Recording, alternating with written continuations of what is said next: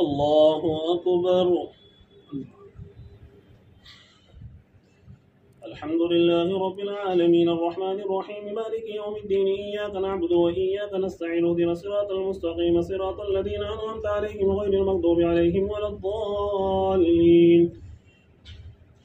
طه ما أنزلنا عليك القرآن لتشقى إلا تذكرة لمن يخشى تنزيلا ممن خلق الأرض والسماوات العلى الرحمن على العرش استوى له ما في السماوات وما في الأرض وما بينهما وما تحت الثرى وإن تجهر بالقول فإنه يعلم السر وأخفى الله لا إله إلا هو له الأسماء الحسنى. وهل أتاك حديث موسى إذ رأى نارا فقال لأهلهم كثوا إني آنست نارا لعلي آتيكم منها بقبس أو وجد على النار هدى فلما أتاها نودي يا موسى إني أنا ربك فاخلع عليك إنك بالوادي المقدس طوى وأنا اخترتك فاستمع لما يوحى إنني أنا الله لا إله إلا أنا فاعبدني وأقم الصلاة لذكري إن الساعة آتية أكاد أخفيها لتجزى كل نفس بما تسعى فلا يصدنك عنها من لا يؤمن بها واتبع هواه فترضى وما تلك بيمينك يا موسى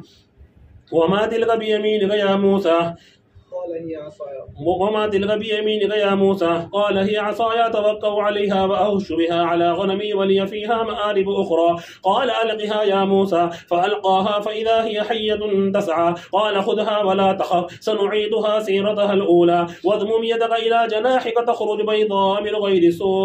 من غير سوء آية أخرى لنريك من آياتنا الكبرى اذهب إلى فرعون إنه طغى قال رب اشرح لي صدري ويسر لي أمري واحلل عقدة من لساني يفقه قولي واجعل لي وزيرا من أهلي هارون أخي اشدد به أزري وأشركه في أمري كي نسبحك كثيرا ونذكرك كثيرا إنك كنت بنا بصيرا قال قد أوتيت سؤلك يا موسى ولقد مننا عليك مرة أخرى إذ أوحينا إلى أمك ما يوحى أن اقذفيه في التابوت فاقذفيه في اليم فليلقه اليم بالساحل يأخذه عدو لي وعدو له وألقيت عليك محبة مني ولتصنع على عيني إذ تمشي أختك فتقول هل أدلكم على من يكفل فرجعناك إلى أمك كي تقر عينها ولا تحزن وقتلت نفسا فنجيناك من الغم وفتناك فتونا فلبست سنين في أهل مدين ثم جئت على قدري يا موسى واصطنعتك لنفسي اذهب أنت وأخوك بآياتي ولا تنيا في ذكري اذهبا إلى فرعون إنه طغى فقولا له قولا لينا لعله يتذكر أو يخشى.